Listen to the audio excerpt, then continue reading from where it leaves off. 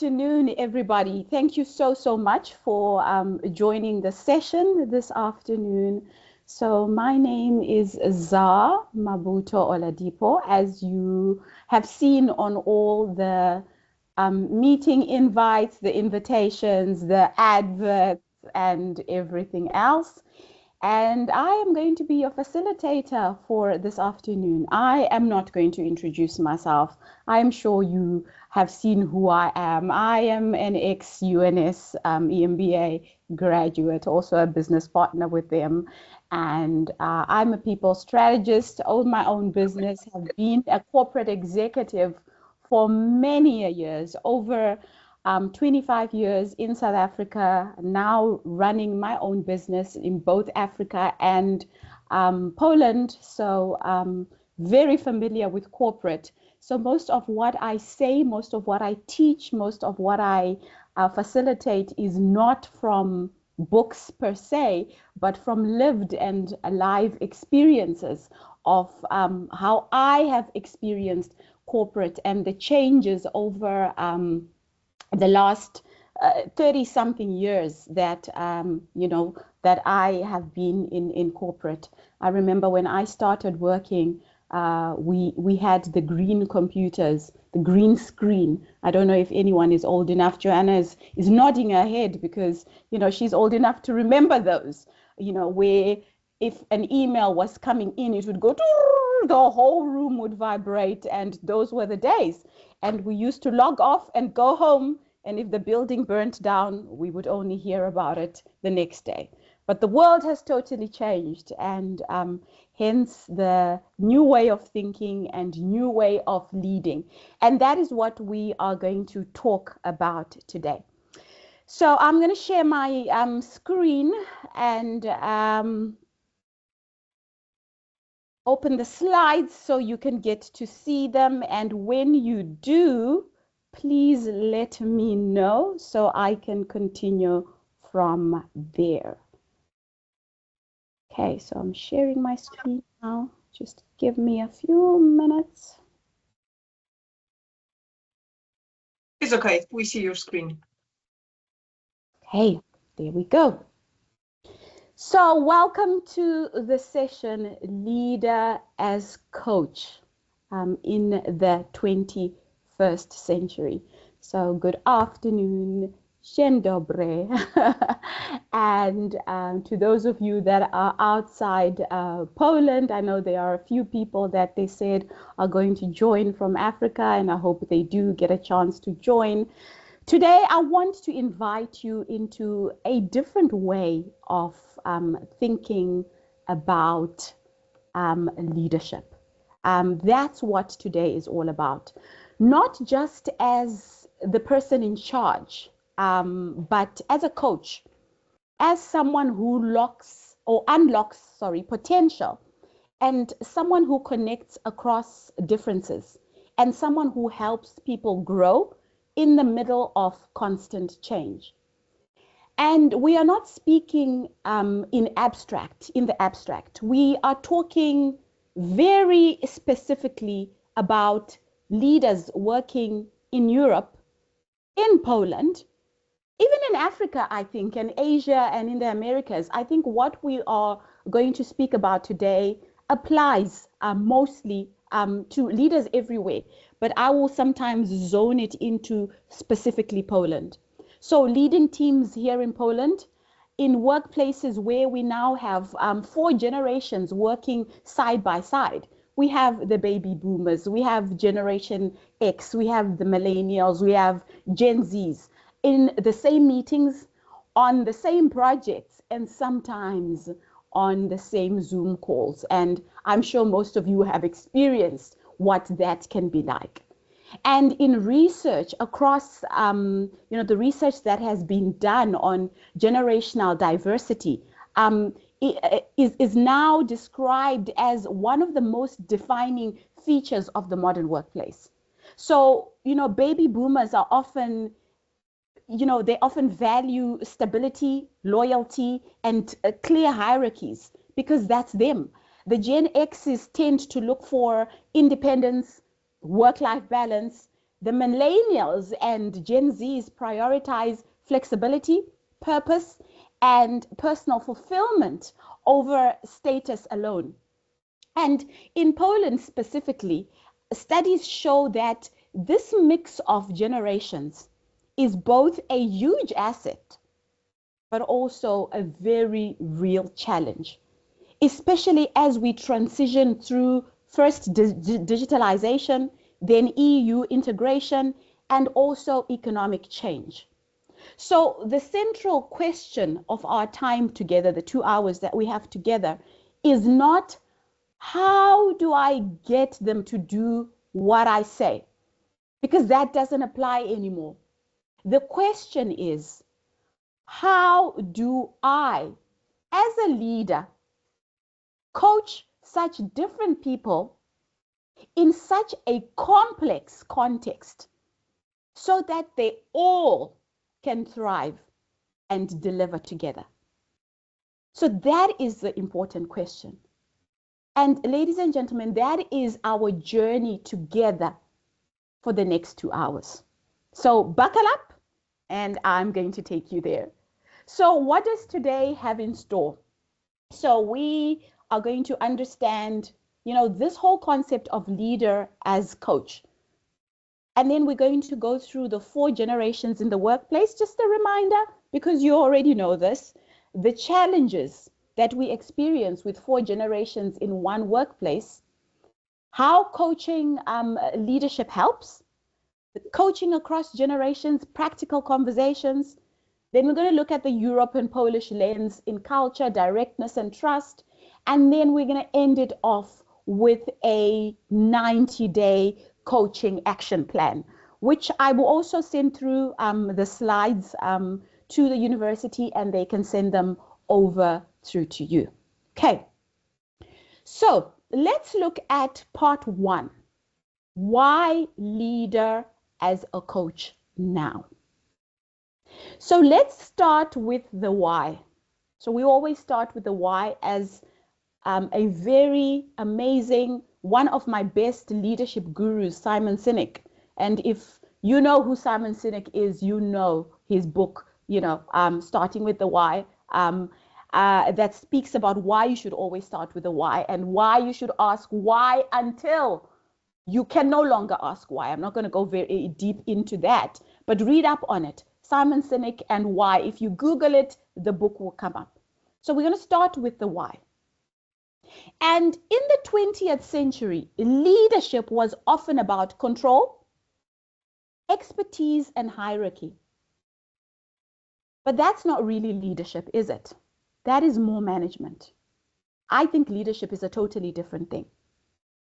So here, the leader, the manager, had all the answers because he was supposed to know everything, because that's why he was in control. That's why he was in charge. And that's why he was an expert. And that's why he had the corner office up there and the rest of us didn't. And everybody else had to execute. That's what it was like way back then.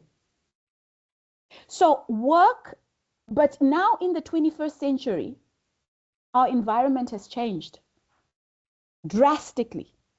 So work is more about knowledge base and collaboration. So now we work across borders, we work across cultures, and we work across time zones.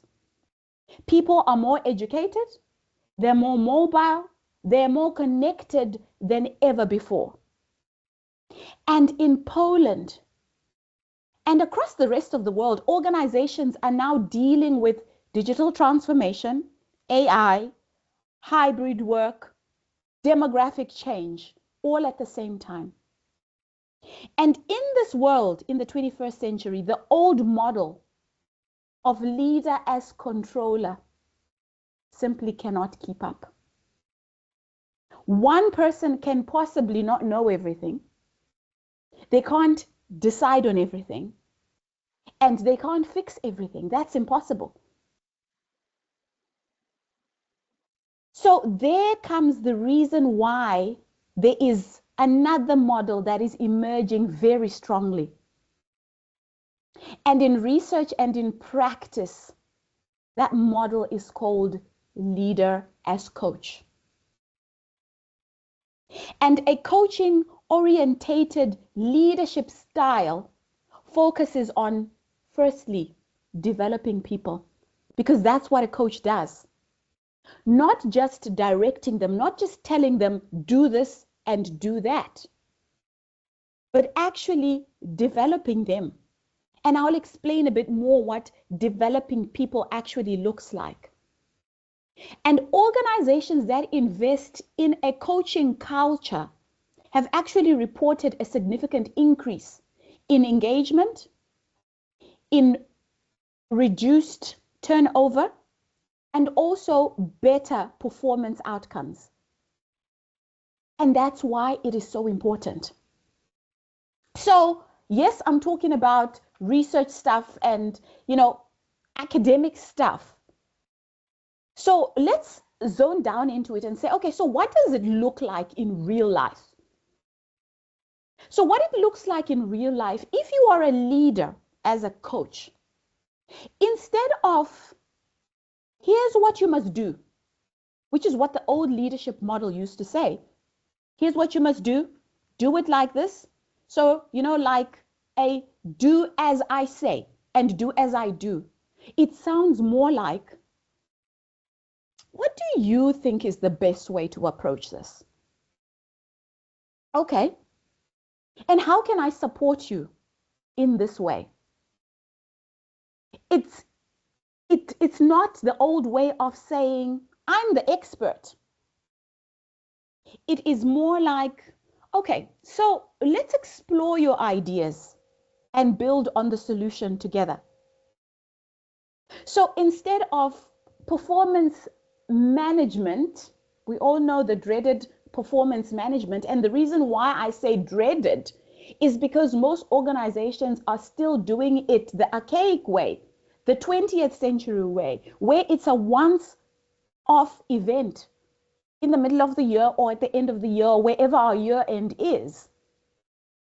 It should then become a continuous dialogue, where every so often we are sitting with the people who report to us and say, okay, so what are you learning? What's blocking you?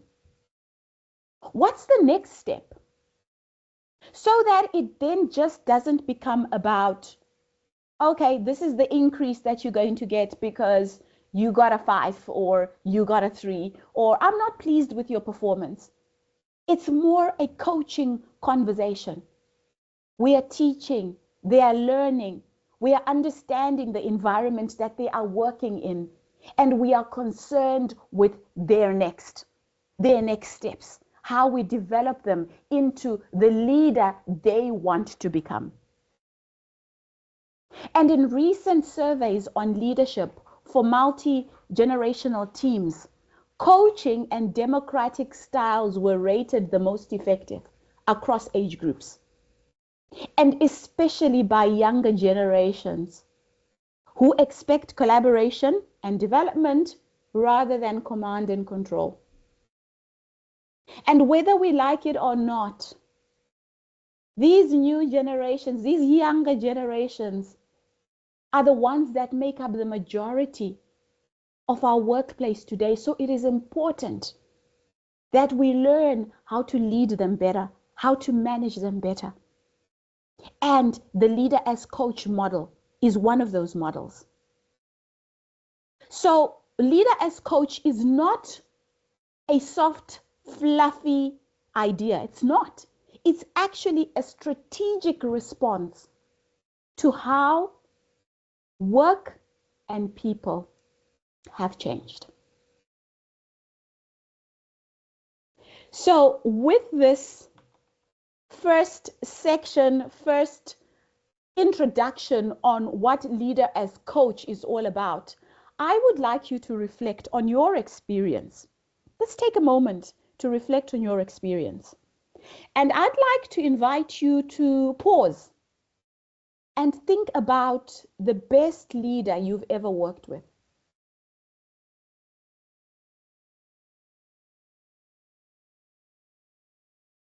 Think of the best leader you've ever worked with.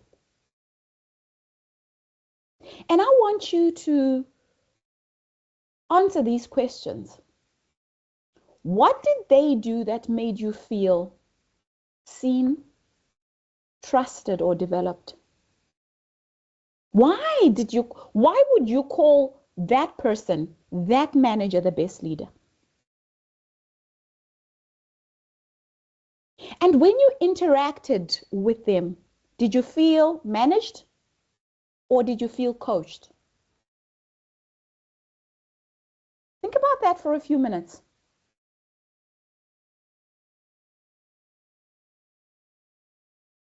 I wanted to say type it in the comments, but I see my comments are locked.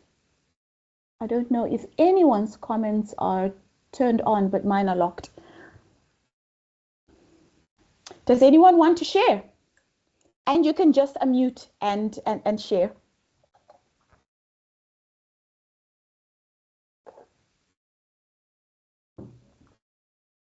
The option with chat is unavailable for us. So I we can see.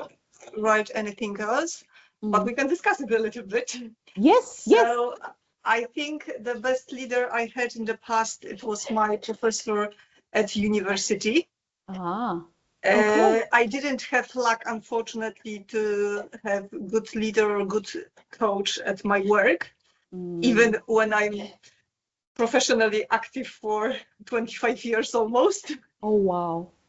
So I still remember very good the professor from the university. He was an authority for us, and we had the feeling that we are important.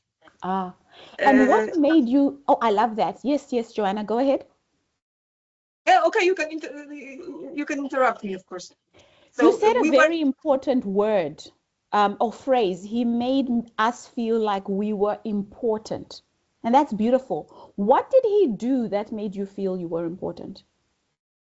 He asked questions.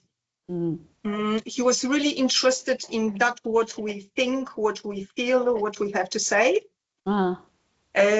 We didn't have to agree with him all the time. And it was something normal, but he was always curious. Love that, love that, love that. Thank you, Joanna. Anyone else?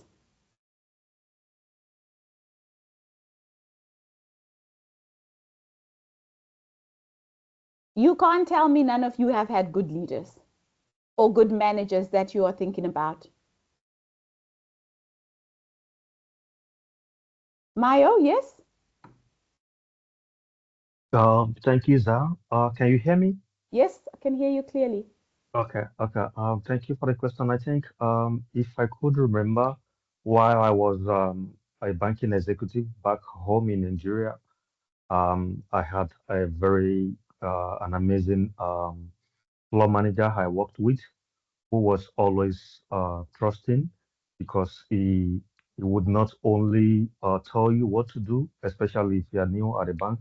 He will show you how to do it, then he will walk you through it till you are a professional before he let you be and do things on your own. Then when you even make mistakes, he would not correct your mistakes like he's rebuking you not knowing what to do. He will correct the mistakes, point out what can you do, what other ways can you do things, and yeah, I think I can't forget that in a hurry because uh, apart from him showing you what to do, he go ahead to even check on you. Like after the weekend, he asks you how was your weekend, how your family doing. He wants to interact with you in a close way that you could feel free. It was not only an office space relationship. It's quite across you, engaging you even in your personal life, and it's something that I learned from him. Thank Love you. that, love that, love that. Thank you, Mayo. Who else? Last person, one last person. Let's hear another view.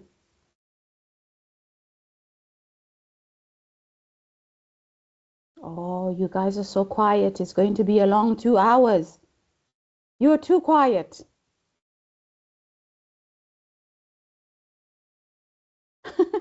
Okay, no one else wants to share. Thank you, Joanna, and thank you, Mayo, for that. And yes, when we listen to these stories, we almost always hear the same thing. And the same thing echoed in what Joanna said, the same thing echoed in what Mayo said. They listened. That was the first thing. And Joanna said it so nicely. They made me feel important because they listened. They asked questions instead of only give orders. And Mayo said that so clearly. They challenged you, but they also supported you. They made you feel like you could grow into something more than you already were. And these, ladies and gentlemen, are the essence of leader as coach. That's what a leader as coach does. And that is why it is so important to understand this thing, this concept that we call leader as coach in the workplace. Because everybody wants to feel heard. Everybody wants to feel important. Everybody wants to be challenged.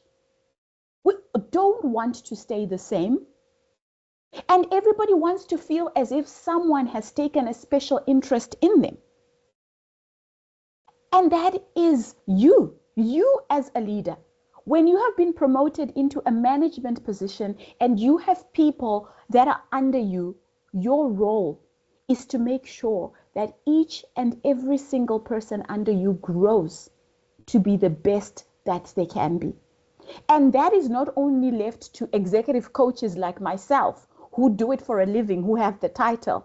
It is left to you as leaders within organizations to do that, to the people who have been placed in your care. So knowing this and now understanding why it is so important, let's move on to the 4 generations in the workspace. So in many organizations, you can now find 4 generations working together. So you have the baby boomers, which are roughly 1946 to 1964. And then you have the Generation X, which is the 1965 to the 1980. Then you have the Millennials and Generation Y, which is the 1981 to 1996. And then you've got the Gen Z, which is the 1997 onwards. These are just not rigid boxes. They're just not boxes of us boxing people to say, okay, they're born in this age group. This is their age group. No. These boxes, these reflect how different age groups were shaped by history, by economy, and by technology. Each generation, the baby boomers, the Generation X, the millenniums, the Generation Z, they were shaped differently by historical, economical, and technological realities. This is across Europe, this is across Poland, this is across Africa and Asia. Because you will find that baby boomers tend to value stability, loyalty, clear hierarchies. They often bring a strong work ethic and deep institutional knowledge into the workspace. The reason why they value stability, value loyalty, and value hierarchy is because of how they were raised and what happened in history, in the economy, and in technology when they were growing up. The Gen Xers are often described as independent, pragmatic, and a bit skeptical. They have lived through systematic transition.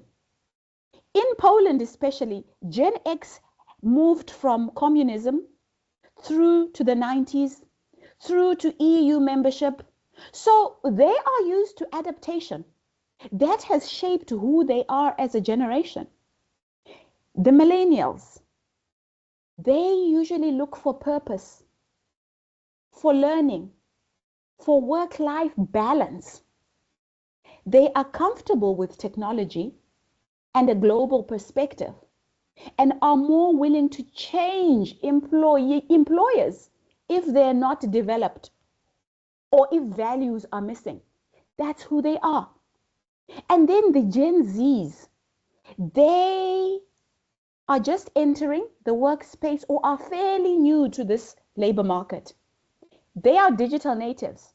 They were born into the digital space. From the moment they could walk and talk, they had technology. And research shows that they place importance on flexibility, on mental health, on meaningful work, and alignment with personal values. And with Gen Z, they are more willing to openly question traditional structures. They are the ones that ask the why. And if you are raising a Gen Z like myself, you will know that because I said so is no longer good enough. And if it's not good enough at home, it's no longer good enough in the workspace. And when we look at these generations, there is absolutely nothing wrong with who they are. We as leaders and as managers need to understand them better. We need to learn who they are, sit down and question so that we can bring the best out of them. So now imagine all of them in one team. A boomer director, because most boomers are the ones that are leading organizations because they have been longer within the workspace.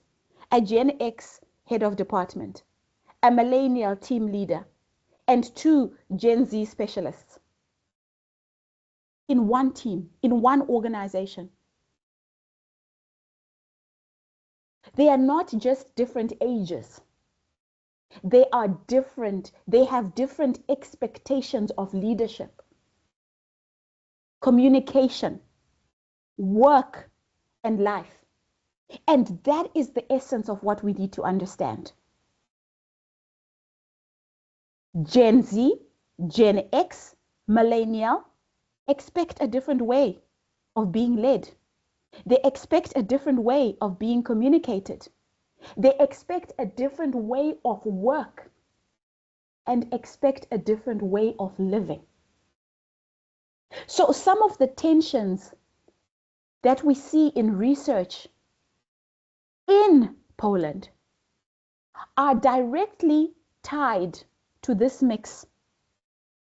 Different attitudes to flexibility, to loyalty, to authority, and to feedback. So what I want you to do now is I want you to reflect. For those of you that are managers and are leading teams, I want you to take a minute in your own reality. Take a minute in your own reality and ask yourself, which generations are present in my team? In my department, or if you are heading up an organization, in my organization.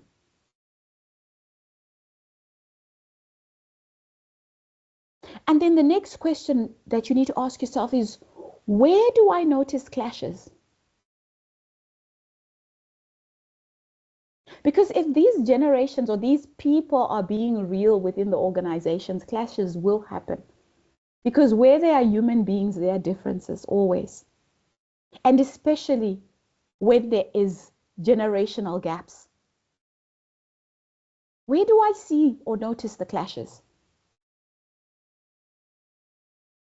And also, where do I see potential for complementary strengths?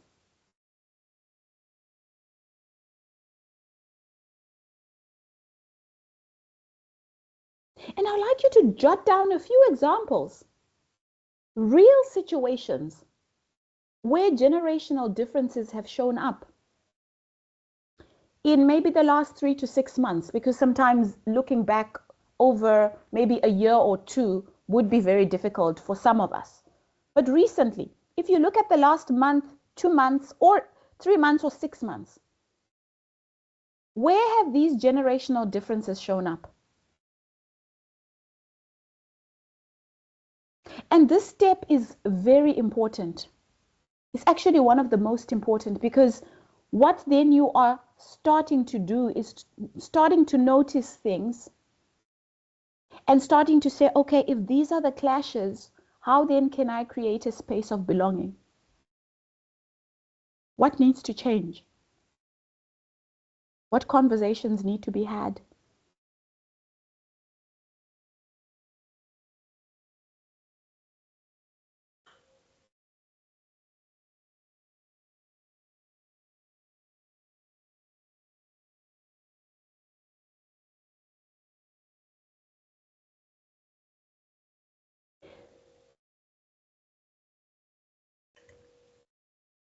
I'm pausing for you to think and maybe note down some questions if you have any before we move on to the next section, which is where we're going to talk about the challenges of having the 4 generations in one workspace. So the meat of the session.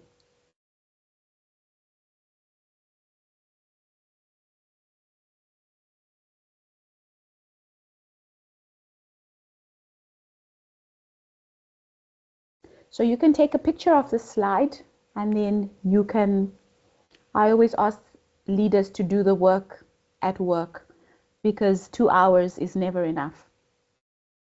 So let's move on to part 3. So part 3 is where we speak about the challenges of 4 generations in one workspace. So let me name some of the most common challenges. There are 4 that leaders describe when dealing with 4 generations in one workspace. The first one is the most common: stereotypes and labels.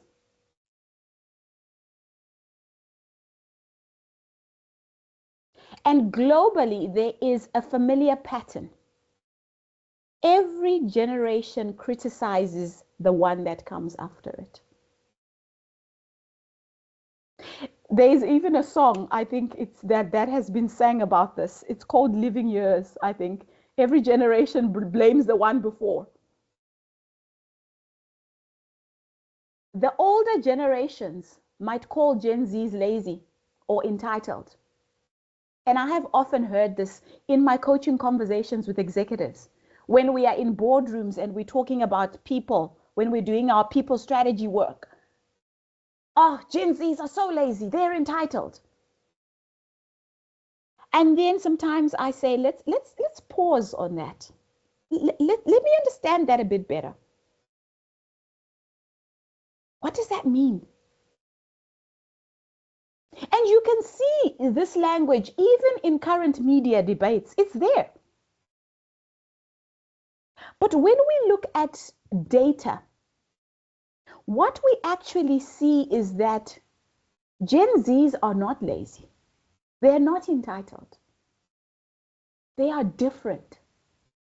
They are different because they value mental health. They value, they expect respect and flexibility. And also they are redefining what ambition looks like. Because to them, it's no longer about climbing one ladder and the next, climbing this way. It's about building a series of meaningful lily pads over a career. So what you might say, why are you not progressing this way? But they say, I am progressing in another way. So similarly, the younger generations, they're also to blame. They sometimes stereotype the older colleagues, the older generation, and call them rigid. Oh, they're so stuck up. They're rigid. and they are afraid of change. And I'm sure these conversations you have seen and heard.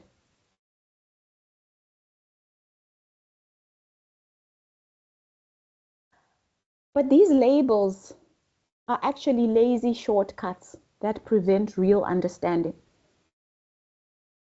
When we label anything bad, lazy, rigid, entitled, afraid of change, we are actually being lazy to understand what is exactly going on. And there lies the real problem. When a Gen Z says, I value my mental health, the moment as a coach is not to brush that off, but to have a conversation and understand why. Or when a Gen Z says, oh, they are such workaholics. It's to have a conversation to say, no, workaholic is not the word. We work hard because of A, B, C, and D. So that is the first part, the stereotyping and labeling. The second part is the communication breakdown. Boomers and Gen X might prefer emails, phone calls, or structured meetings. So to them, everything must be in an email, everything must be a phone call, or everything must be a structured meeting face to face. Millennials and Gen Zs often prefer to settle a matter quickly. Okay, I'll just WhatsApp you. Or can we do it over Slack? Or can we meet over Teams, please? Or they can just type a meeting over a comment over Teams, and they say it's done. Nothing wrong with that. This is just difference. Difference in tools. The difference is not just about tools as well. It's about speed, it's about formality, and it's about expectations. So there lies the other issue. Yes, there is a communication breakdown because one generation prefers to use this versus that. But if we understand that, how then do we find a common ground? That requires a conversation. The third thing is conflict around flexibility and hybrid work. Across Europe and in Poland, hybrid work has become a major arena for generational tension. The older leaders may equate physical presence with commitment. You must be in the office from 8 to 5. Hence, I know you are working. Because that is what they have been taught in their generation as baby boomers. Nothing wrong with that. But the younger employees may see flexibility as a basic condition of respect and trust. If you have given me the work, it doesn't matter whether I'm in the office or not, expect that and trust that I will get it done. But because of the different generations, the conflict arises. The fourth conflict is different motivation drivers. Some are motivated by stability, pension, and position. Typically, boomers, right? We want stability. I want to know that my pension is sorted. And I value my position. I worked hard to get there. So when I have the title manager, it's important. And respect me for that title. Others by learning, by autonomy, being left alone, by purpose, by impact. My work must have meaning. My work must impact something. I don't care about the stability. I don't care about the pension. I don't care about position. Call me what you call me. Say that. Some care deeply about security and salary in uncertain times. Others are ready to trade money for meaning. And if we don't understand that and have the conversations about different motivation drivers, we are going to have problems. Because in research, younger generations, the Y and Z, are often seen as better suited to the demands of Industry 4.0, you know, the digital tools, adaptability, while the older generations carry crucial experience and relationships. And because of all these challenges that I spoke about, the stereotypes and labeling, the communication breakdown, the conflict around flexibility and hybrid work, the different motivation drivers,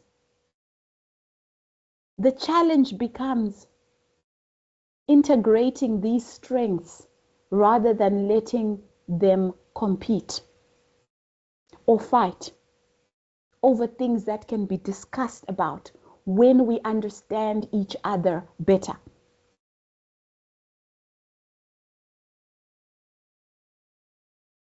So I have said a lot in 45 minutes.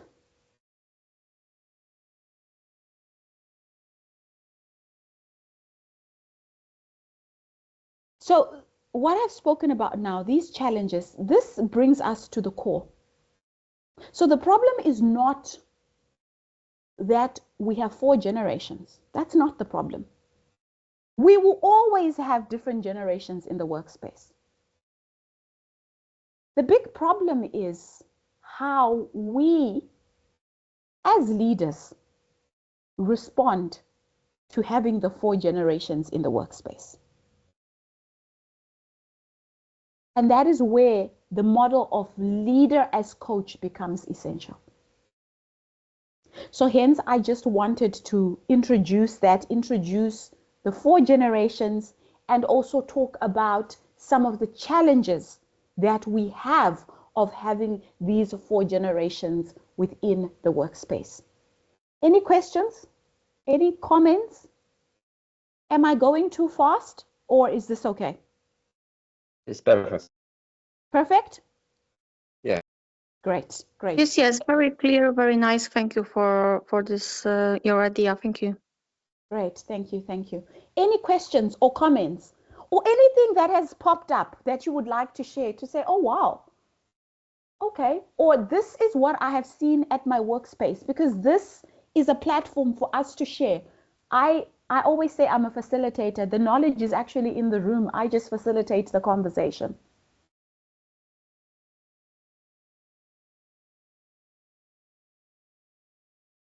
Comments, feedback?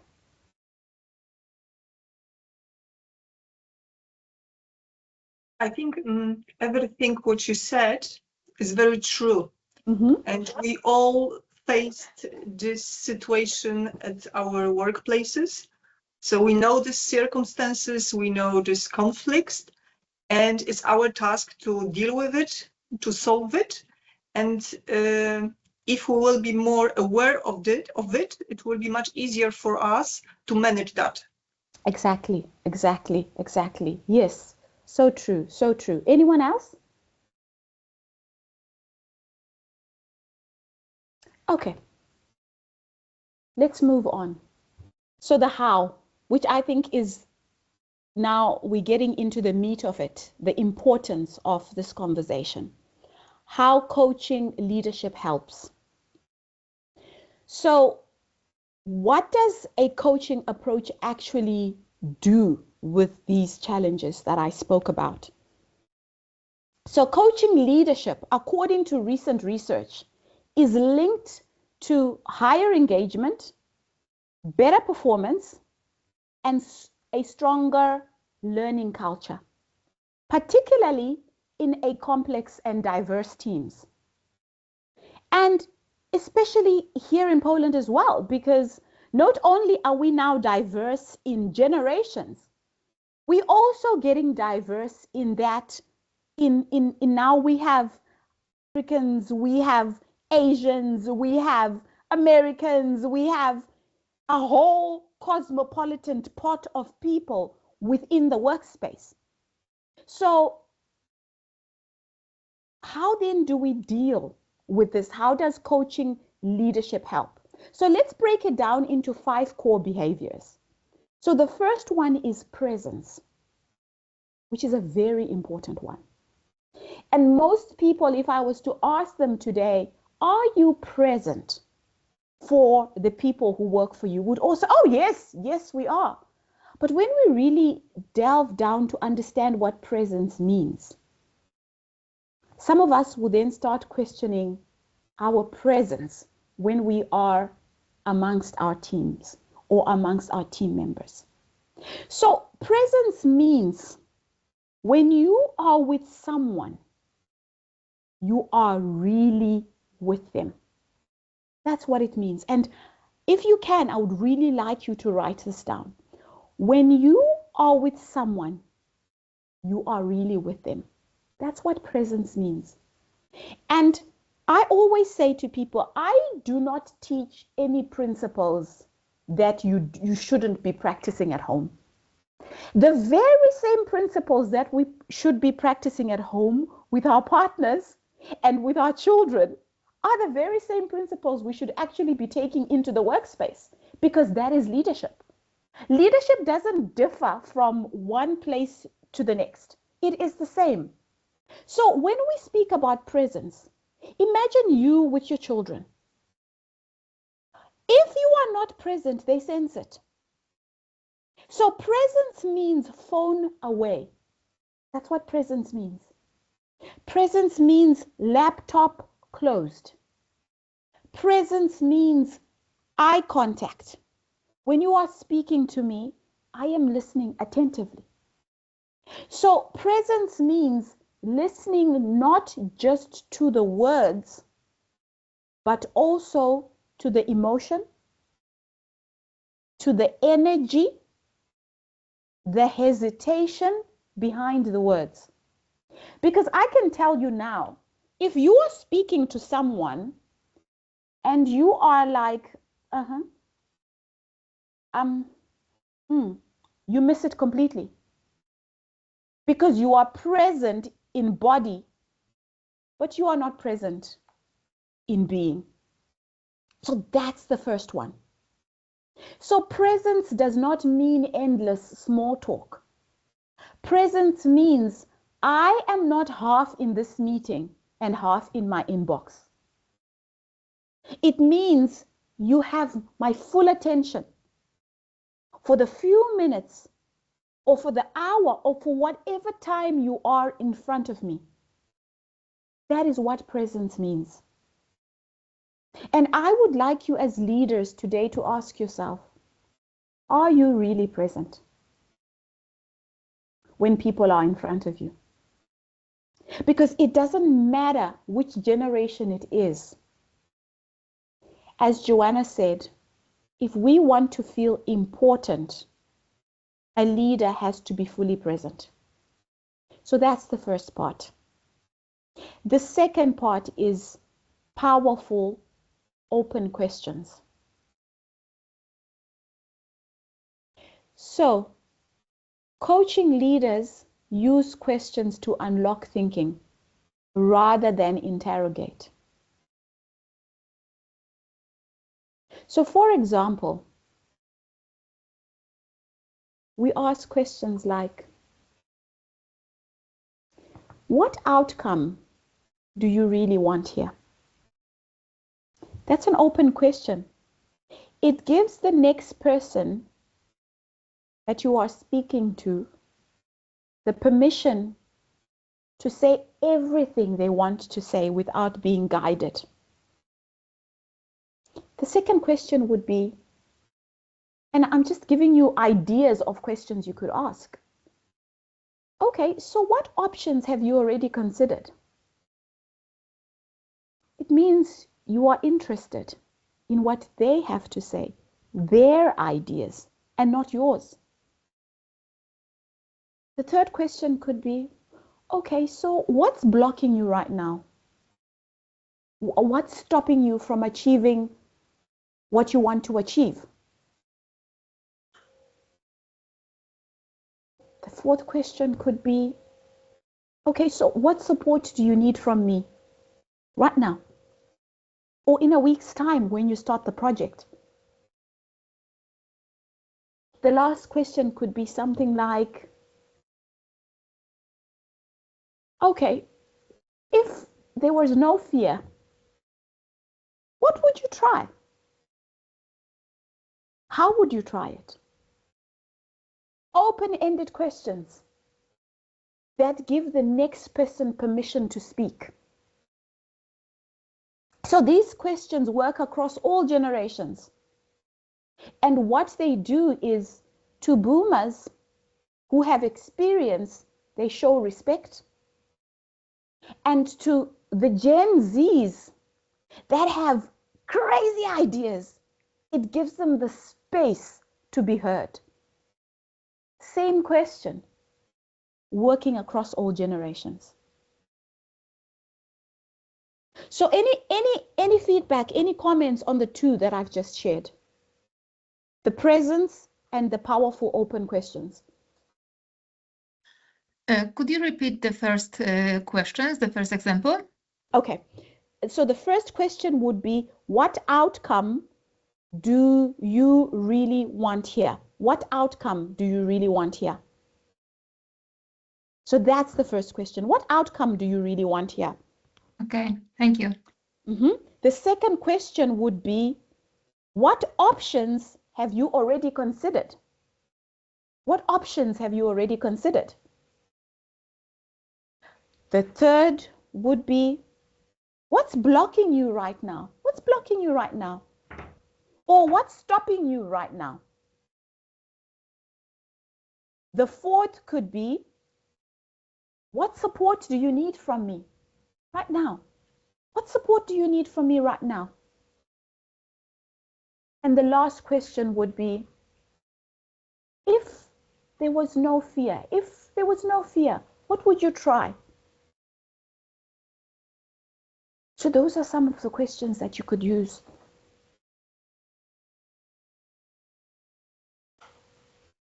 Any other questions?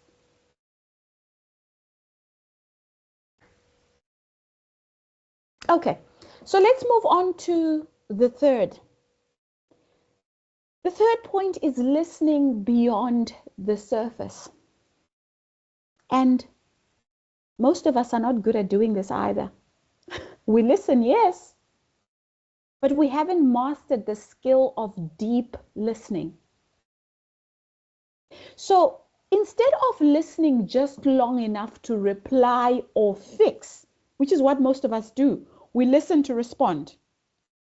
We listen to fix. Before the person has even finished explaining, we already have an answer in mind. That is what most human beings do. But here, coaching leaders listen to understand. So that's what we need to learn to do. Listen to understand. And listening to understand means you need to ask questions. So when they've finished speaking, you could ask a question and say, okay, so Zaar, what I hear is that you feel your experience isn't being used, and that frustrates you. Did I get it right? So you are basically just repeating what they said to you, just in case you didn't hear them correctly, in order for them to be able to what? To say either yes or no. What I actually was saying was, and then you're like, oh, okay, I get it now. So you are playing back to them what you think you heard. So you could say, Gosha, it sounds like you're worried that if you speak up, you'll be seen as difficult. Is that accurate? And Gosha would say, yes, you are right, Zaar. That's what I was trying to say. That is listening beyond the surface. And when you do this, we move beyond stereotypes and we touch the real human experience behind the complaint. Because when people complain to you about something, when people come to you and say, Carol, I need to speak to you. What they are saying is actually, I need you to hear me. And when you listen beyond the surface and you play back what they have said to you for understanding, that touches them in a human way. So that is the third point. Any questions there? All good? Great. Let's move on to the fourth, feedback that develops. And I can tell you now that most of us hardly ever got this during the growth of our careers. The only feedback we ever got was, during performance appraisals, as I said, once a year. And even that was not even sufficient. It wasn't real feedback. So a coaching leader gives feedback frequently. Not once a year, not once a quarter. Frequently, as in maybe once a week, depending on how hectic your workload is or how big your team is. But you need to make time. But you need to decide how much time is good enough. But you need to make time. So feedback frequently, but also clearly and respectfully. It doesn't matter who you're talking to, whether the person is older than you in age or rank, or whether the person is younger than you. Because younger people also want to be respected. Younger employees, regardless of whether they are team members and you are senior, also want to feel respected. Because in them feeling respected, then they will respect you as a leader. So any feedback that you give always has to be frequent, clear, and respectful. So many sources highlight that one of the most crucial management skills today is being able to give developmental feedback without destroying motivation. Because sometimes we can give feedback that shatters a person totally, to a point where either they leave the organization, if not leave your team, or they never amount to anything else because they feel they are not worthy to ever be anything else. So we need to be very careful about the words we use, what we say, and how we say it. So I'm going to give you a practical tool that you can use. And this tool is called the SBI tool. So you can write it down, SBI, which means situation, behavior, and impact. So the SBI tool is the best tool that you can use for any conversation that you have when you're giving feedback, especially if it's negative feedback. The reason why most of us don't give feedback is most of the time it's negative and we don't know how to deliver negative news or bad news. So the SBI tool is a very good way of doing that. So SBI is situation, that's the S, B is behavior, and I is impact. So let's look at a practical example. So A practical example of situation is, you say, Thomas, in yesterday's client meeting, so that's the situation. So you describe the situation. Then you go to the behavior. When you interrupted the client several times, so that was Thomas's behavior, right? And then you go to the impact. It seemed, and you use the word seemed because you don't want to say it. No, it seemed to frustrate them. And we nearly lost the thread of the conversation. So situation. In yesterday's client's meeting, that was the situation, the behavior. When you interrupted the client several times, the impact, it seemed to frustrate them, and we nearly lost the thread of the conversation. Then what you do after SBI is then you add a very important coaching element, which is the golden thread. You ask Thomas, how do you see it? What would you do differently next time? It just doesn't end by giving feedback. You allow them into the conversation. How do you see it? Maybe they didn't see it at all. And this is an opportunity for you to then discuss it with them, to make them see it and guide them through so they don't make the same mistake. Or maybe they did see it.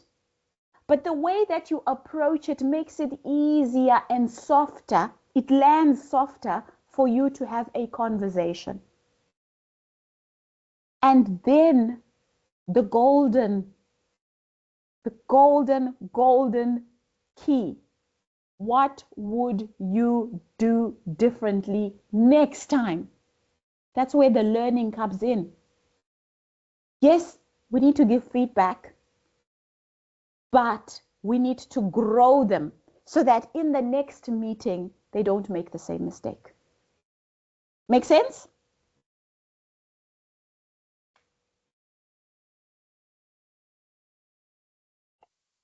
Yes. Any questions? Shall I move on? Okay, then let's go to number 5, which is empowering responsibility,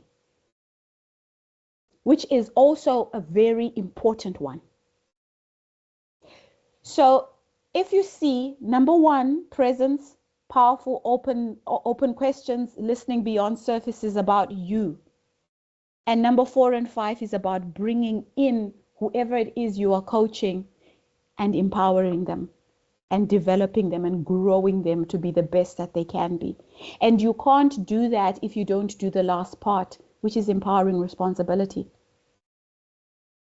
So empowerment means, instead of always telling people what to do, as you shouldn't, because a manager tells people what to do. A coaching leader asks, what do you propose?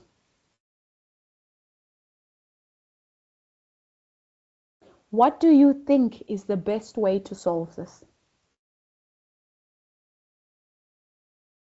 Which opinion will you commit to? And they say, oh, but I want to hear your opinion. And you're like, I will give you my opinion, but I want to hear yours first because this is your idea. So it's important to hear your feedback before I give you mine. That's empowering responsibility. And research on coaching leaders shows that this shift from directive to empowering develops ownership and initiative. And this is a critical component in multi-generational teams. where different people bring different strengths. And these 3 questions can work for any generation. So what do you propose? It shows respect for the older generation. It shows you want to hear from the younger generation and their ideas. Even after that, if you have to say, okay, have you considered maybe looking at it from this lens? Or you would say, okay, so help me understand why you think this is a different way of looking at it. Oh, okay, I hadn't seen that point. Oh, that's actually a great point. Let's go with that. Okay, so what do you think is the best way of solving this? A person with a lot of experience can then guide you, because as a leader within the team, you are never supposed to know everything. If you do, there is a problem. There is a big problem. If you are the wealth of knowledge in your team, then you're not recruiting the right people in your team. You should never be no more than the experts. I was never a technical expert, but I could lead a team of technical experts because I selected people for their different strengths and rely on them to get the work done. But if all the expertise is lying on you, then there's a problem. Don't surround yourself with people who are like you or people who are weaker than you, because then you yourself as a leader do not develop. And then the last question I asked is, which opinion will you commit to? You're getting their buy-in. If they have committed to that opinion, they've got to follow it through. And there lies the growth. So it's very, very important that you empower responsibility. Take it away from you and give them the responsibility to carry out what it is they have committed to. Okay. Any questions?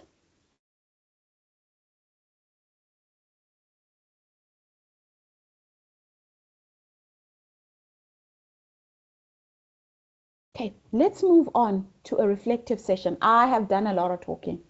I need you to do some work. And I hear you're getting a certificate at the end of the session, so you got to do some work for the certificate, right? Let's do a reflective session. Let's do a quick assessment of yourself. So what I would like you to do is, we're going to make this very practical. I would like you to take a sheet of paper,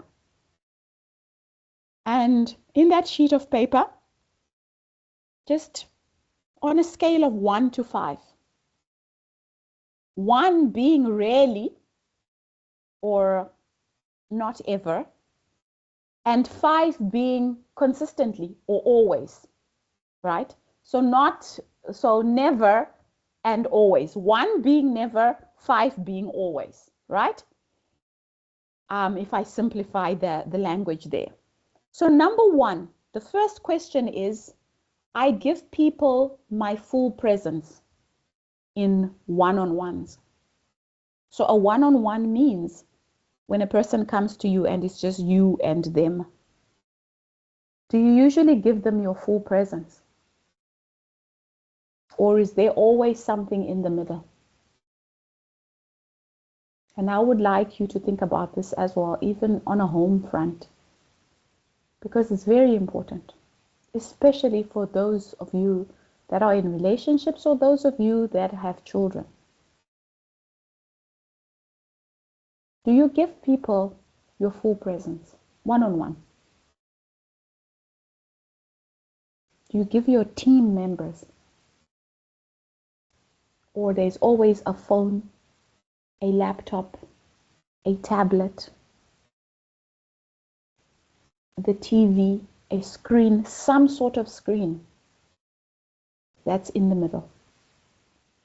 Or task, you're cooking something, you are fixing something while you're trying to speak to the person who has come to have a conversation with you. So that's the first thing.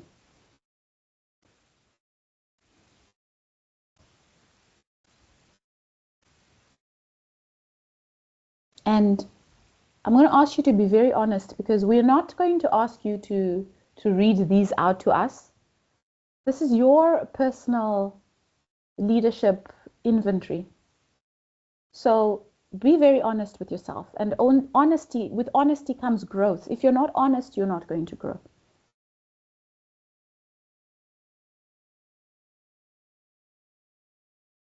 And then number 2,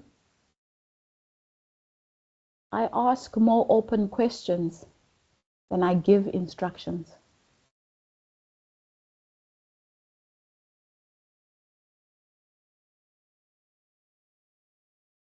Do you dictate most of the time to say, do it this way, do this, do that?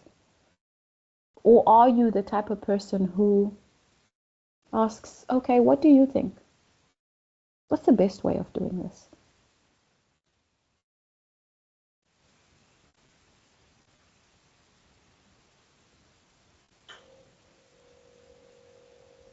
And the third one, I listen without jumping into fix immediately.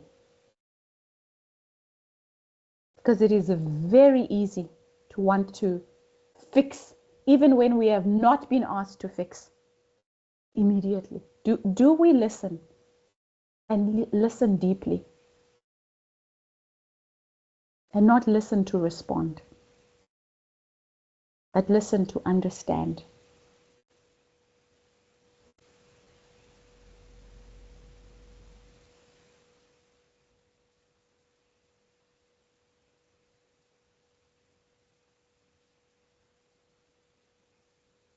And the fourth one is, I give regular, honest developmental feedback.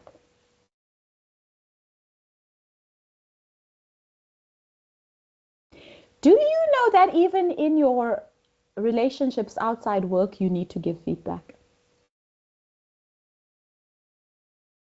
So not only in the workspace is it important, which it is. And as leaders and managers, I'm going to warn you today, some of us use our jobs as an excuse to not give feedback. We are very quick to let me as an executive coach know, so I don't have the time. Where will I find the time to give feedback? Well, I'm sorry, you've been put in a position of responsibility. You have to find the time. And if it is not part of your KPIs, then there's something wrong. Your personal KPIs I'm talking about. You have to give feedback to the people who work with you and for you, and the people around you, even in your relationships. How will someone know if you're unhappy in a relationship if you're not talking about it? That's why it's important to have conversations. Date nights. I love to develop people fully, as you can hear. I not only develop you as leaders within the workspace, but outside the workspace. You have to give people constant feedback, even in friendships. Sometimes there's this term that people use, ghost each other, without even knowing what went wrong, because the feedback was never given. The regular feedback was never given to say, hey, I'm not happy with how this is going, or this friendship is going, or this. And then we just don't speak to people. We don't speak to family. So it's important. Regular, honest, developmental feedback. So how can we improve? As people, how can we improve your tasks, your role within the team? And the last one, I empower people to make decisions appropriate to their level. Or are you the type of manager who, if you go on holiday, the whole office crumbles? Or when you go on holiday, you can never switch off your phone because everything has to be signed off by you or authorized by you? Then you have a problem, because it means you are not developing anyone. A great leader should be able to go on holiday for a month and come back and the ship will still be running. Because your role is not to control. Your role is to motivate and coach and lead rather than manage. But that's a whole other conversation that we can have another 4-hour session on. But the simple question today is, do you empower people to make decisions at their appropriate level? Or does everything come to you? Hence, some of you are so swamped. You can't do anything else because you have to decide for everyone else.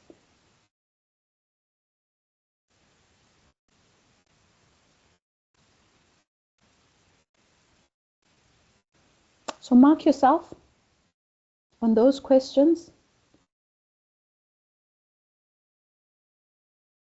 1, 2, 3, 4, or 5 on each question. So the highest you could score is a 25.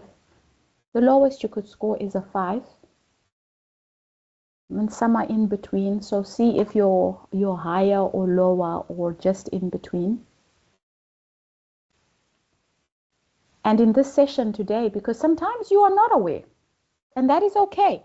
So maybe you are a 5 or a 6 or a 7 or an 8 or a 10. That is okay. Because now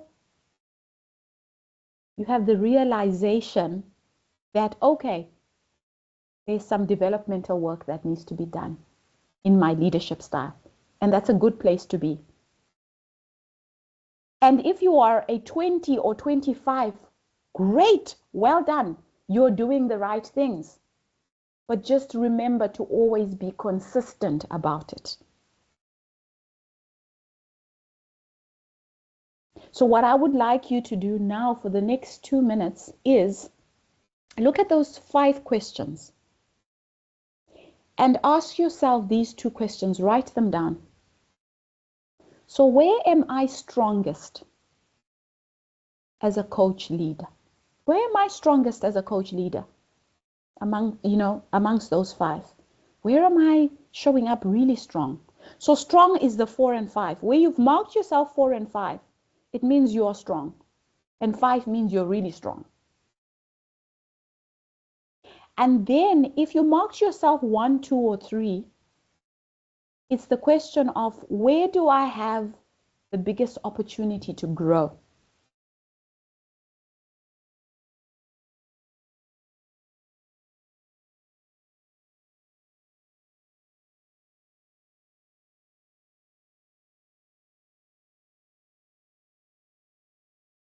And once you have done that, then that's great because you know, okay, so there are these things I'm doing really well. So I will be consistent. I will keep being consistent in these things. Oh, but Kasha, there are a few things that you need to work on. And every single time I'm going to remind myself that I, as Kasha, need to work on this and that and that.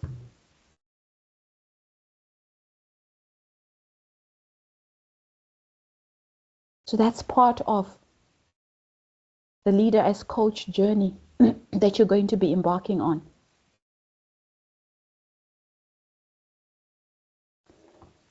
Any questions? Any comments?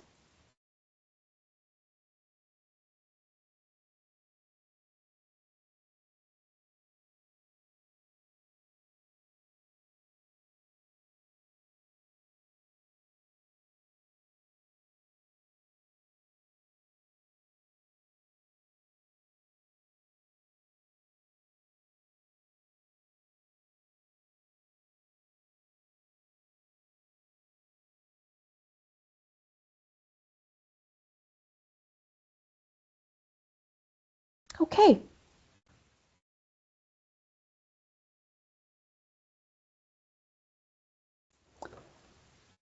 So let's move on to coaching across generations. Let's look at some practical conversations. So let's make this very concrete. And we're going to look at 3 examples.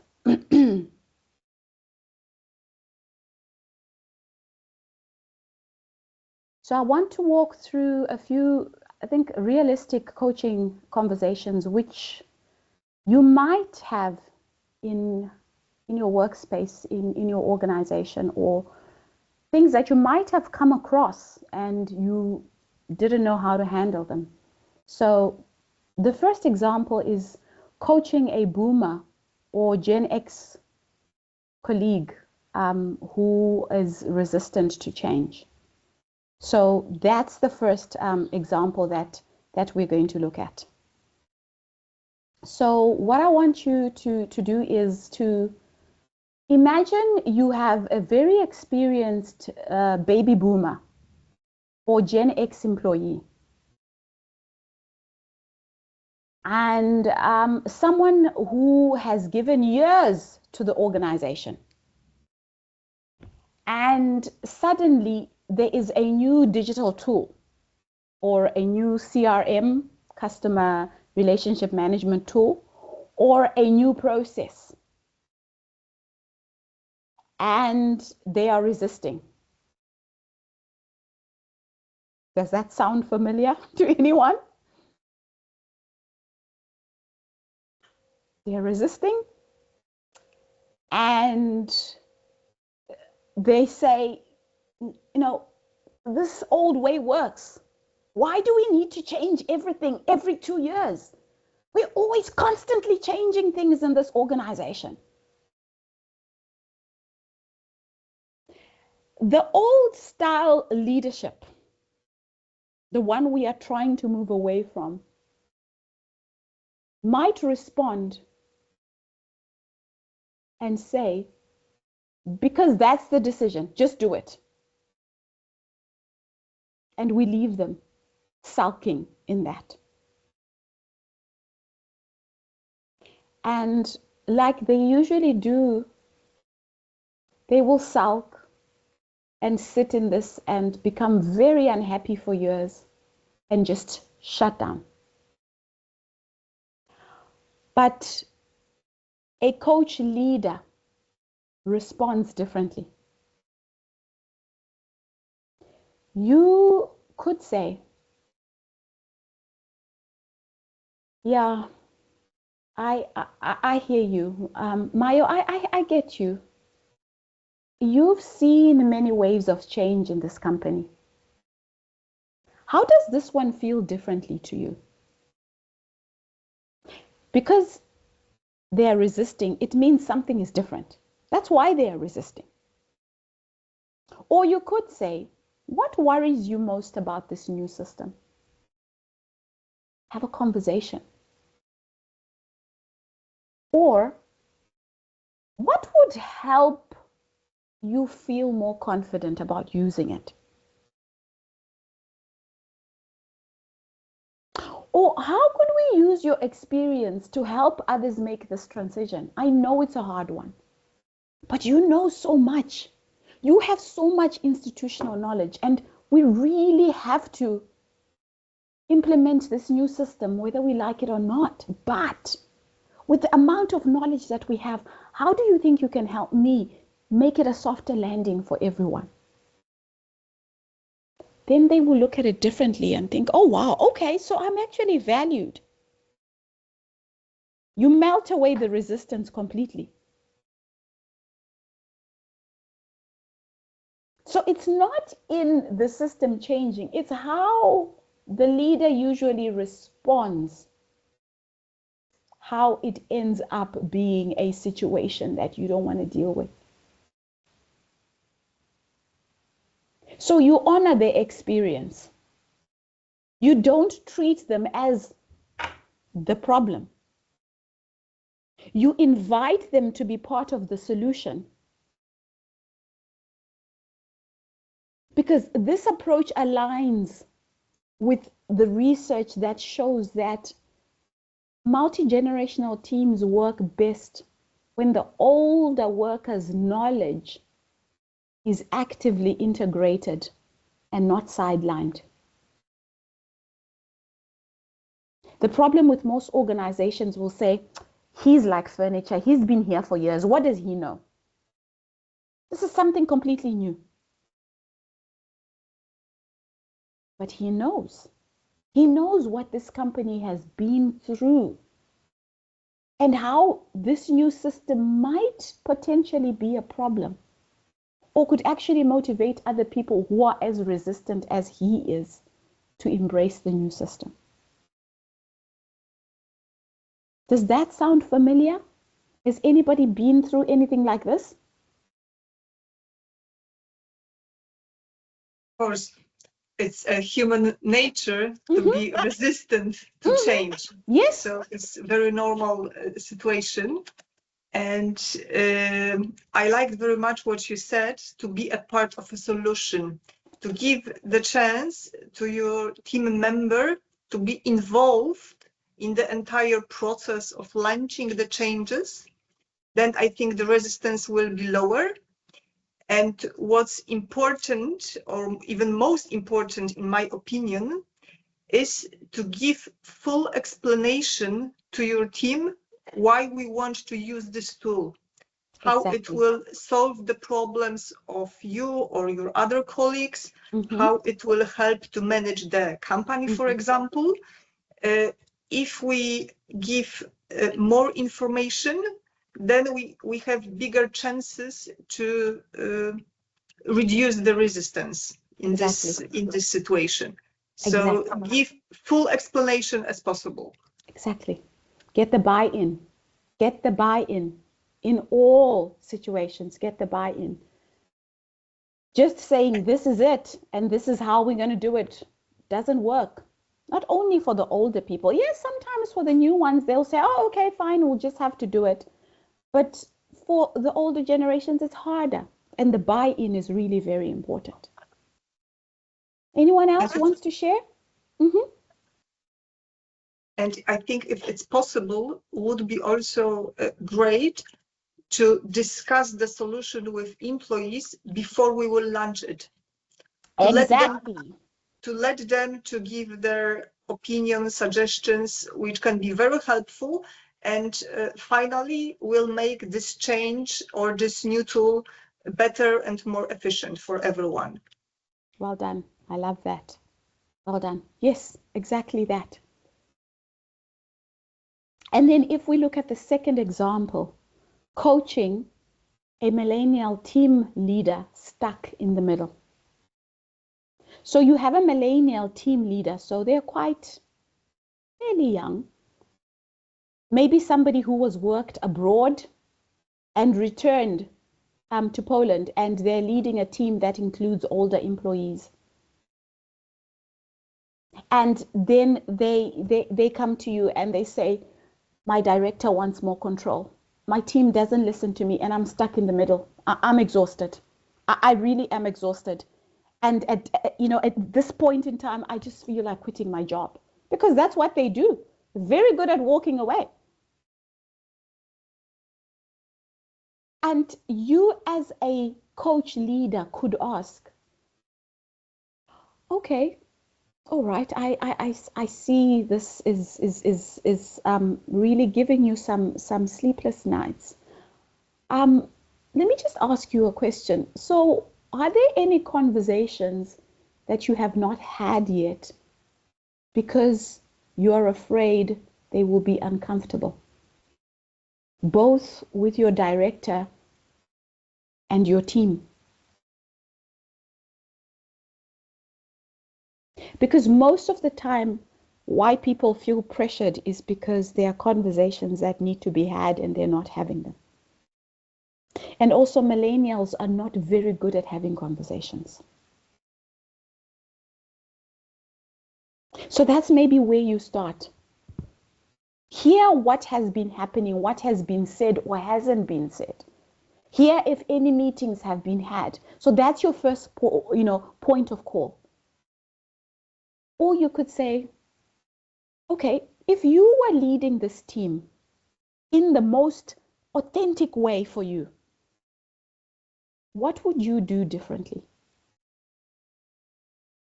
And then they would share it with you. And then you say, okay, why don't you maybe have that conversation with with your team, both your team and maybe your director as well.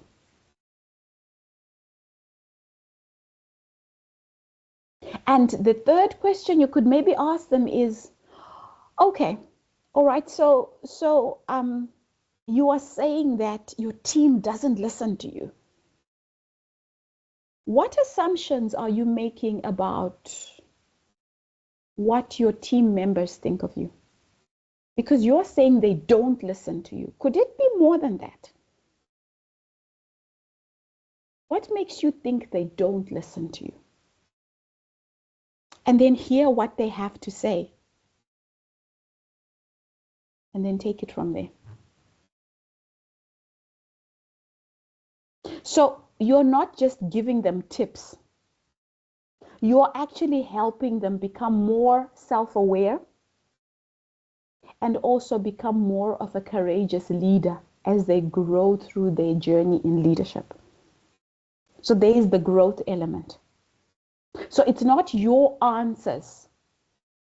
You're asking them for how would you?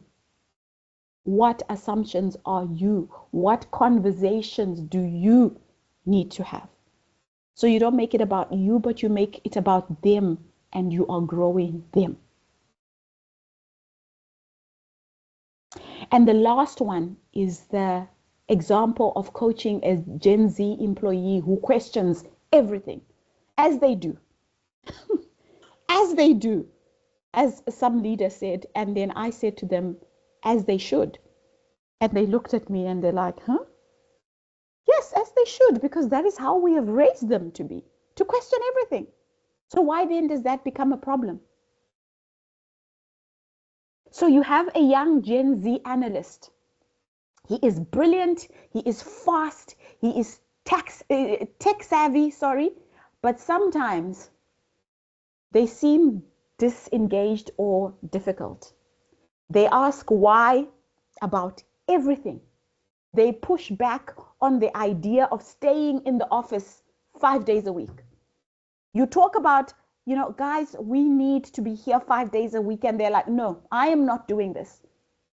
So instead of labeling them entitled, which is what this particular leader that I was coaching said, he's entitled, just thinks everything is easy and blah, blah, blah, labeled him entitled. As a coaching leader, you might say, okay, Marius, tell me, what gives you energy in your work here? And then he's going to think, oh, wow, you're interested. Why do you love this work that you do so much? Where do you feel your strengths are not being used yet? Oh, he's interested in my growth. Okay, what is your understanding of why we do this process this way? So I'm just piling it down. It's not in an exact order. It's some questions you could be asking. If you could redesign one part of how we work, what would you change and why? Why do you think it's not important to come into the office 5 days a week? Why? Put it back to him. What does a good working week look like for you? If we look in terms of impact, in terms of learning, and in terms of balance. Oh, okay.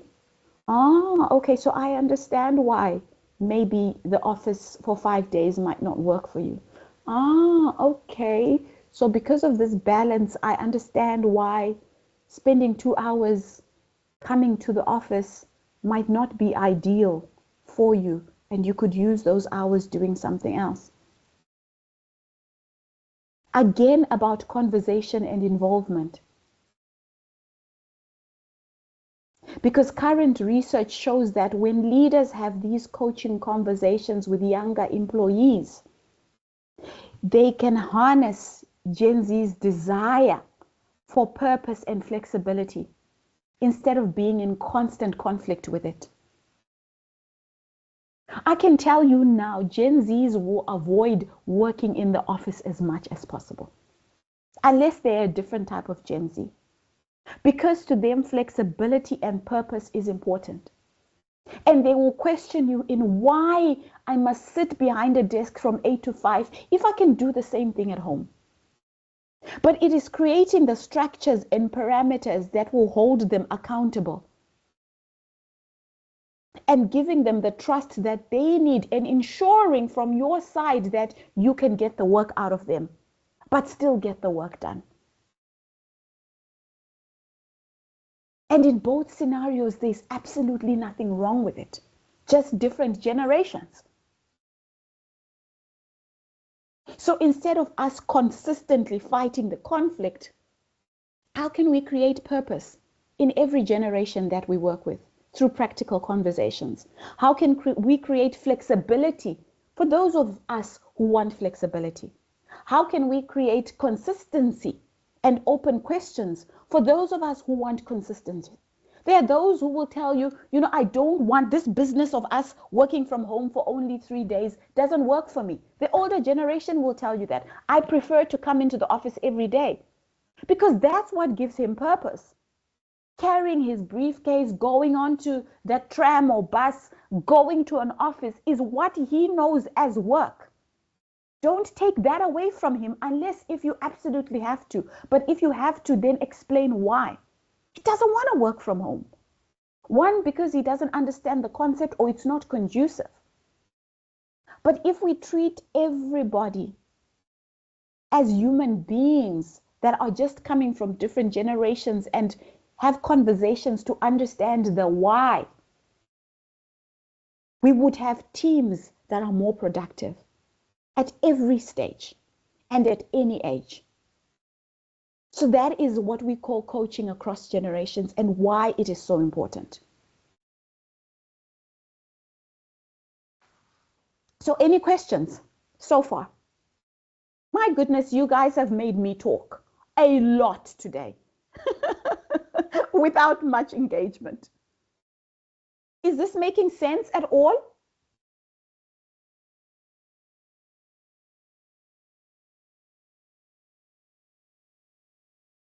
I'm going to take silence as a yes. Yes, it is. Okay. Thank you. All right. So I'm going to ask you to do an activity. So we're going to do a short activity. We're going to design a coaching conversation. And each and every single one of you comes from a totally different organization, a different space, a different role. You all have different team members within your teams. So I want you to choose one real person in your team, not a fictitious person, one real person that you lead. And if you don't lead anyone, if you're not a manager of people, that maybe you can influence at work, because sometimes you might not manage them, but they are within your sphere of influence within the organization. So I would like you to choose one real person that you lead or influence. And ideally, this person must be from a different generation to you. And, it would be great if this person is also someone that you find quite challenging or someone that you believe has untapped potential. So it could be that someone who is quite challenging or someone you believe has got some untapped potential. Untapped meaning there is potential inside there that hasn't been awakened. So on your page, I would like you to write these three points. And the reason why I am preparing this for you is that in any coaching conversation that you have, preparation is key. The downfall to any coaching conversation is if you don't prepare. You never go into an important conversation, coaching or not, without a plan. That's why conversations go the other way, because you haven't planned for it.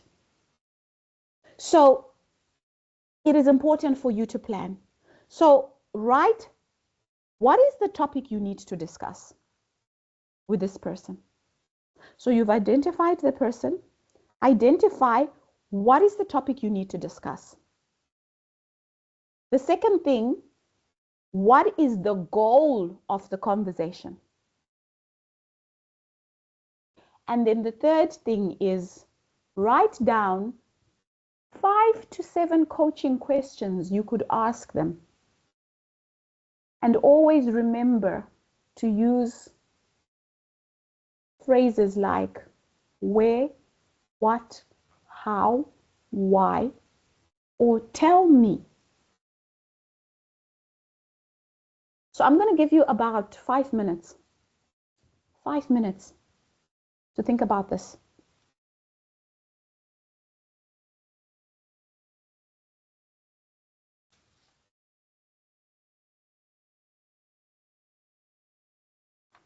Okay, I'm going to give you less than 5 minutes actually, because I would like to get through something else before we call it a day.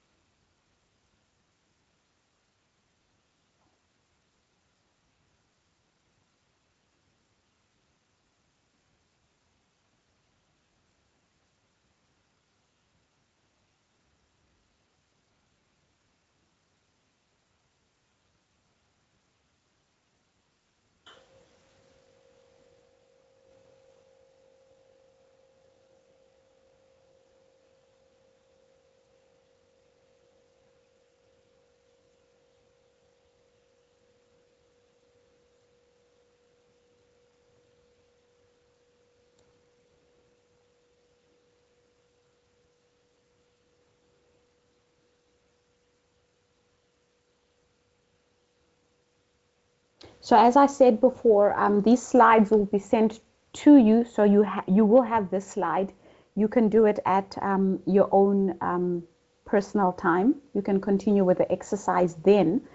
Let's move on to part 6, which is looking at it from a Europe and Polish lens, looking at culture, directness, and trust. And I think I must say that I think it is the same for Africa too. And I think, Mayo, you can agree with me on this one when you hear what I have to say. So coaching doesn't happen in a vacuum. It doesn't. It happens in culture. So, you know, in many European, especially Central and Eastern Europe contexts, including Poland, we have certain legacies. So there is a history of strong hierarchy and centralized decision-making.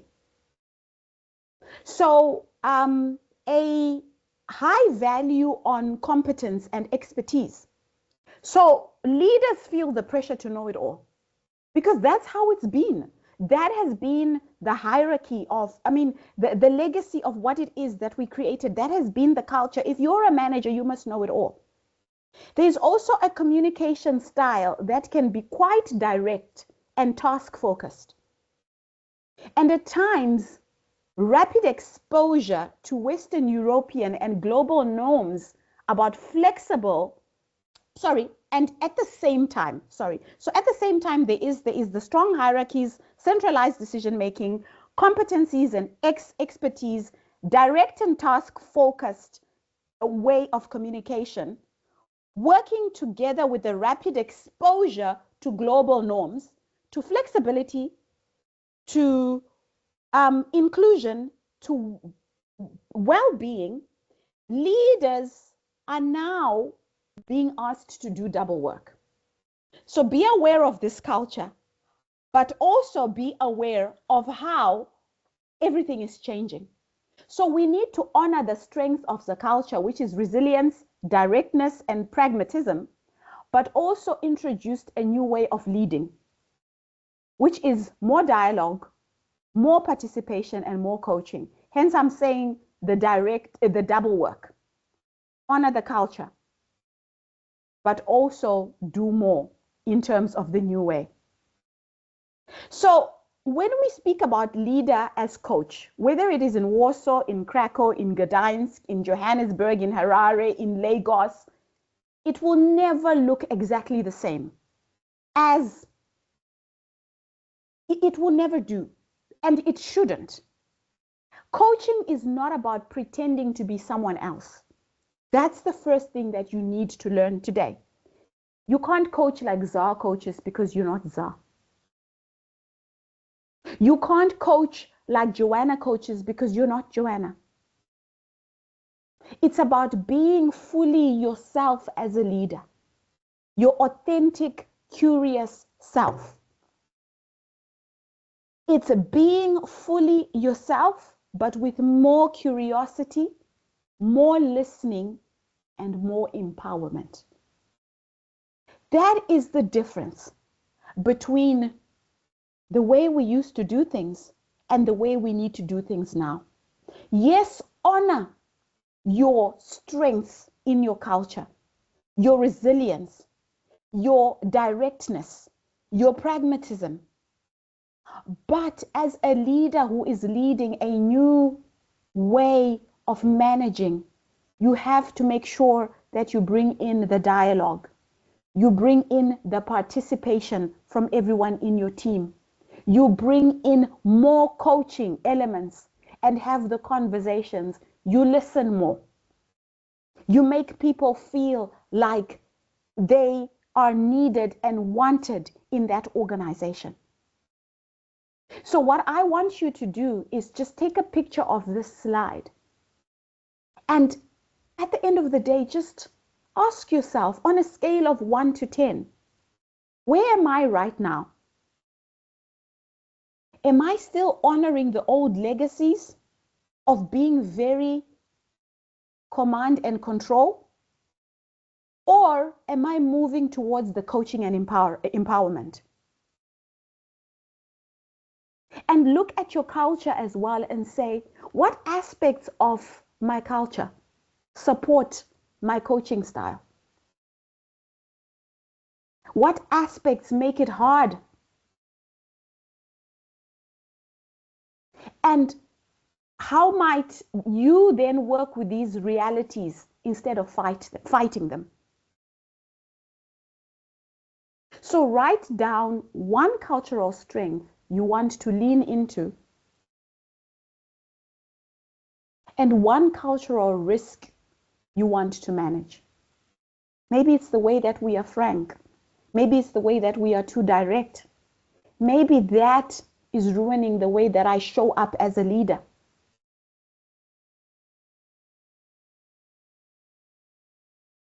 And it is different for all of us. So what is that one aspect for you that you want to change that will make you a better leader? So I'm going to leave this one there because we don't have much time. And then I'm going to move on into your 90-day coaching action plan.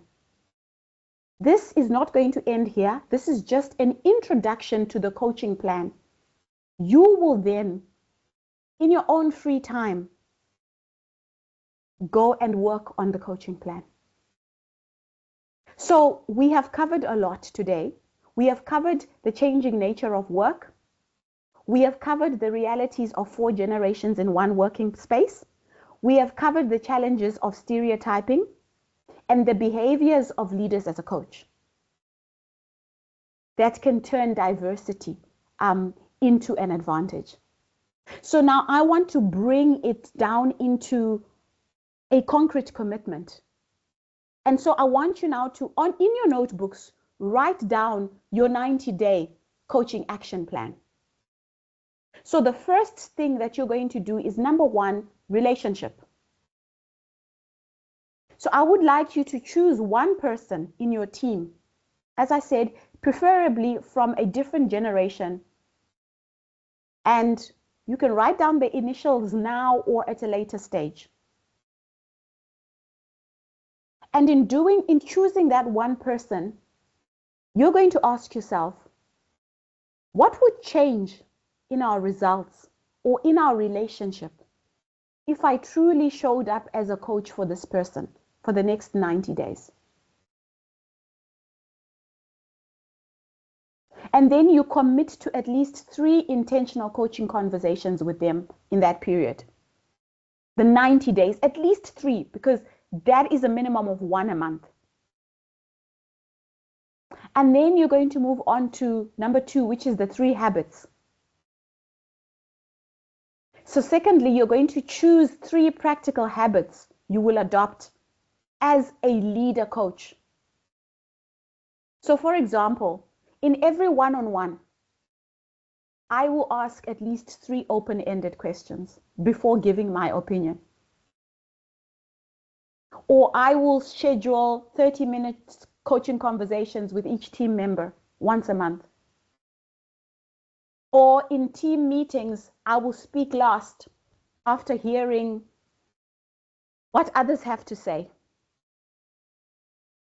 Or in each one-on-one that I have with my team members, I will ask them, so what key takeaway do you have from this meeting?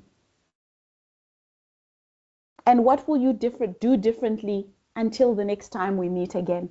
Because that's how you're going to grow them. And number 3, what is the one thing that you're going to stop? Because every leader has a bad behavior. We all do. So write down one behavior you will stop that gets in the way of coaching. So it could be interrupting. It could be rescuing people too quickly. It could be micromanaging. It could be answering emails while you have people in front of you. Or it could be always having the last word. And here I need you to be honest. You don't have to show us this, but you need to be honest, because only when you name it will you start growing from it. And then the last thing is your support system. Because when you transition on this journey to also become a leader as a coach, you need one person who can support you. Whether it's a colleague, an HR partner, or a mentor, somebody who can hold you accountable. Write that person's name down. So in the 90 days, as you do things differently, who are you going to go to say, they are holding me accountable? And have conversations with that person. This is where I'm at. This is what I have done. Could I check in with you after 1 month? This is what I've learned, Zaar. This is what I've tried. So that you can also have someone you have those discussions with.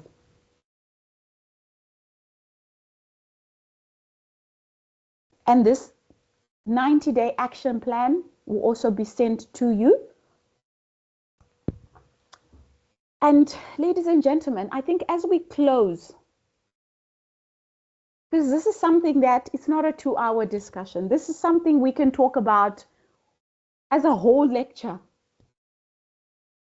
for a day, for 8 hours. But I hope in the essence of 2 hours, you managed to get 1 or 2 things that you could possibly use. So as I close, I want to bring us back to the core idea. In the 21st century, especially here in Poland, leadership is not getting simpler. It is getting more complex. Remember, you have 4 generations. Remember, you have digital disruptions. Remember, there's hybrid work. Remember, there's global competition. Remember, there are changing expectations around well-being and purpose. And you as a leader cannot control all that. But you can choose how you show up. That's the one thing that you can choose. You can choose to be the leader who always has the answers, which is wrong.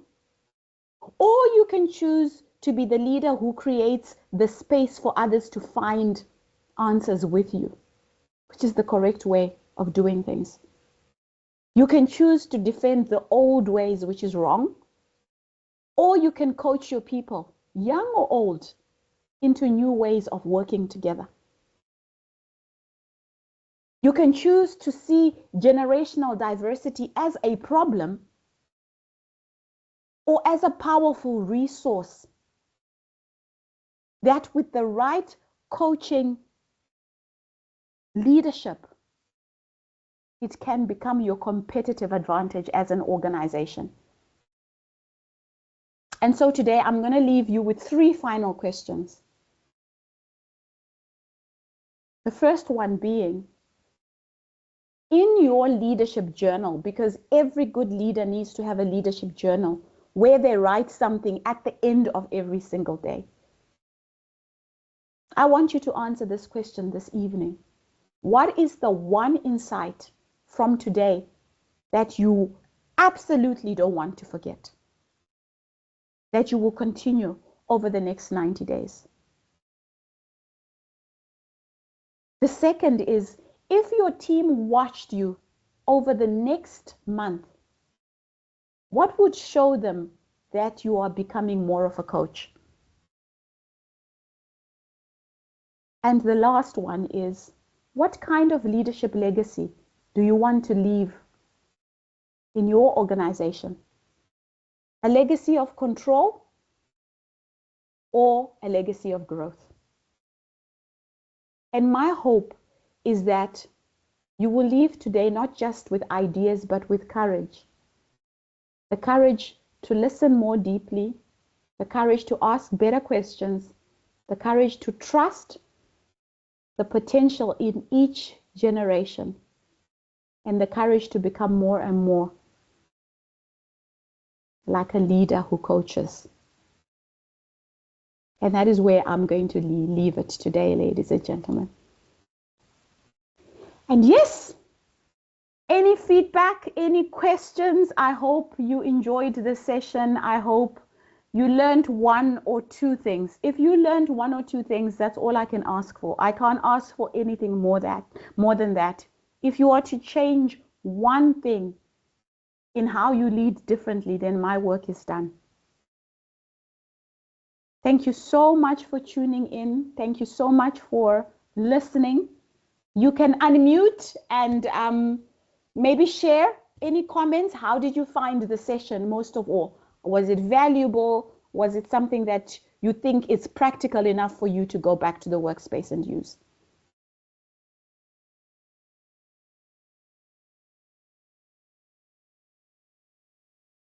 Yes, thank you. It was a great meeting. A lot of information, a lot of tips.